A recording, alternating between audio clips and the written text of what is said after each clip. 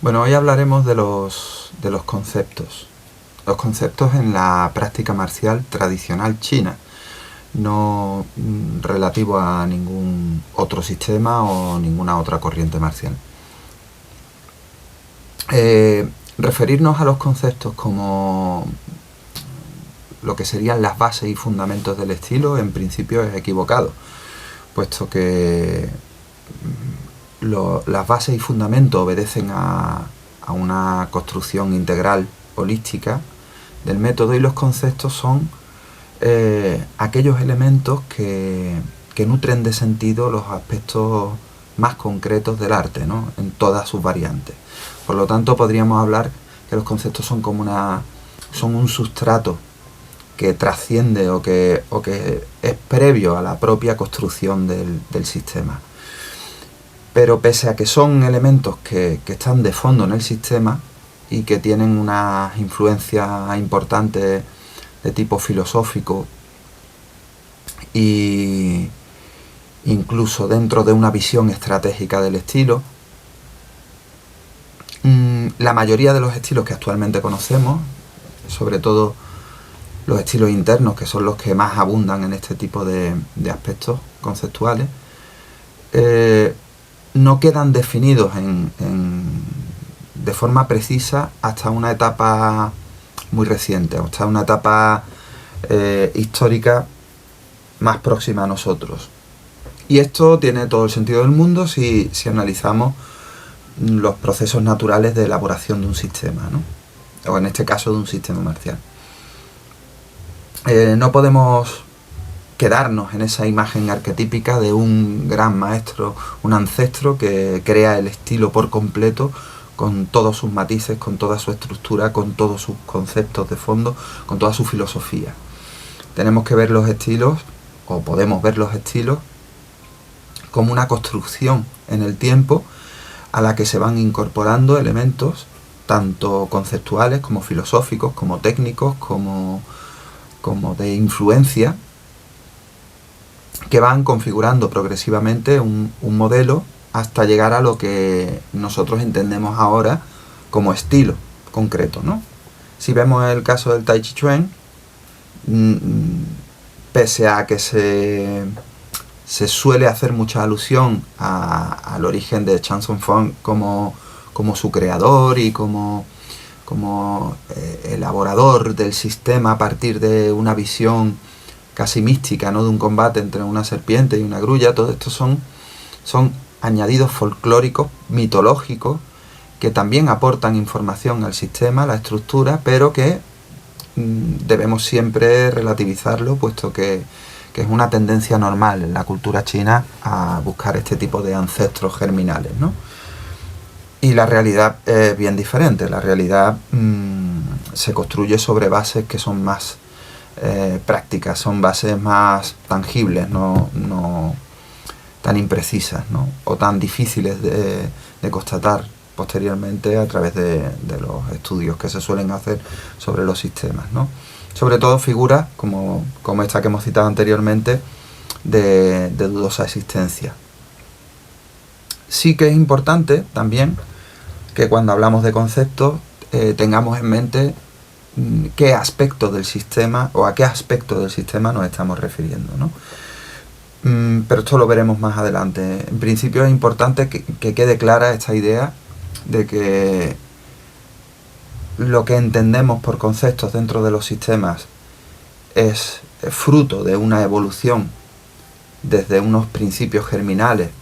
que van dando lugar a una configuración muy concreta, y que todo eso eclosiona en un momento dado de la historia, que es relativamente reciente, fundamentalmente siglo XIX, siglo XX. Esto le resta cierto misticismo, cierto esotismo a los sistemas marciales, pero que siendo honestos, ¿no?, debemos ceñirnos mucho a la realidad, sin perder de vista que las influencias que tienen los estilos son muy antiguas, estamos hablando de influencias milenarias, ¿no? Pero hay un error de base, que es imaginar que el origen en sí del estilo es milenario, cuando lo que tenemos que ver es que los componentes que conforman el estilo en un ámbito cultural y social muy concreto son milenarios, pero el estilo como tal se va configurando poco a poco, y lo que llega a nosotros es una estructura finalmente definida, tanto en lo que son los aspectos técnicos del arte, en lo que son sus metodologías de entrenamiento, en lo que es todo el ecosistema que bordea el arte en términos de trabajos de energía, respiratorios, preparación física, adaptación, influencias de otros estilos, influencias funcionales. Todo esto se va configurando y confluye en un momento en el que todo el conjunto adquiere una cierta coherencia, y adquiere una cierta coherencia integral y holística, en la que todos los elementos que lo componen mantienen cierta interacción equilibrada entre ellos, para conseguir que esto que entendemos por estilo tenga entidad propia. Y por supuesto ahí es donde se ubican de una manera quizá mucho más perceptible o mucho más clasificable los conceptos que dan cuerpo a toda la sistemática, tanto estructural como dinámica del estilo, ¿no? Y hablamos estructural y dinámica en lo sutil, pero también en lo más físico, en lo más tangible. Muchos de estos conceptos, sobre todo, como decíamos antes, en el ámbito de los estilos internos, intentan transmitirnos núcleos extrapolables a todos los aspectos del arte. Por eso digo que deberían de estar incluso detrás de las bases y los fundamentos tal y como lo entendemos, sin confundir fundamento y concepto. De esto haremos algún otro vídeo para diferenciar claramente estos dos temas, ¿no? Pero cuando hablamos de un concepto en concreto, es un concepto nuclear, es una pieza de un ADN que permite, como si fuera una partícula que aporta masa al conjunto, que todo adquiera coherencia, y que precisamente ese concepto sea uno de los vehículos que permite que la comunicación entre todos los elementos que conforman el arte sea coherente, sea funcional y tenga un sentido lógico para el contexto hacia el que está diseñada, ¿no? Hacia el que está diseñado el arte. Por ese motivo, los conceptos hacen alusión a la historia, hacen alusión a la simbología, hacen alusión a la filosofía, hacen alusión a las instrucciones técnicas concretas, hacen alusión a una miríada de elementos, pero que cuando llegamos a ese concepto todos son fácilmente interpretables, o todos cobran un sentido que no necesita matices. Por lo tanto, tenemos que verlo como un núcleo dentro del estilo, ¿no? Hay muchos conceptos, están muy bien descritos, sobre todo en manuales ya relativamente contemporáneos, como he dicho antes, y una buena manera de abordar el estudio en profundidad de cualquier estilo es hacer una relación bien descrita de todos estos conceptos, que son los que dan cuerpo al sistema, y que tenemos información de sobra para poder ubicarlos en el tiempo y para poder relacionarlos tanto entre ellos mismos, entre los propios conceptos, como entre como hemos dicho antes, los diferentes estratos que conforman el estilo. Entonces, este primer paso de listarlos o de describirlos y de tenerlos de alguna manera enmarcada no debe de confundirse con una rigidez respecto a la interpretación del sistema, pero sí que son pilares fundamentales que no dan pie a mucho cambio, dan pie a muchas interpretaciones diferentes, pero difícilmente pueden mejorarse o difícilmente pueden rediseñarse, puesto que son el fruto de muchos cientos de años, muchos miles de años de evolución de aspectos que pueden nacer desde la misma medicina tradicional china o desde la misma filosofía taoísta, ¿no? Estamos hablando de aspectos con miles de años. Si posteriormente queremos seguir profundizando más allá de la parte teórica, debemos de asumir también que los conceptos como tal no vamos a poder terminar de comprenderlos si no hacemos el esfuerzo de enmarcarlos en un ámbito práctico. Por eso la teoría y la práctica en las artes marciales chinas concretamente, que es de las que estamos hablando ahora mismo, son inseparables. No podemos convertirnos en teóricos de algo que no exploramos y experimentamos en primera persona, y no podemos experimentar en primera persona y explorar aspectos que no hemos comprendido en el ámbito teórico. Entonces este trabajo va en paralelo, se va desarrollando progresivamente dentro de una actitud de aprendizaje que incluye todos estos elementos. Quizá por este sentido, la parte de los estilos internos que conocemos ahora tienen un mayor volumen conceptual y establecido de una forma mucho más precisa,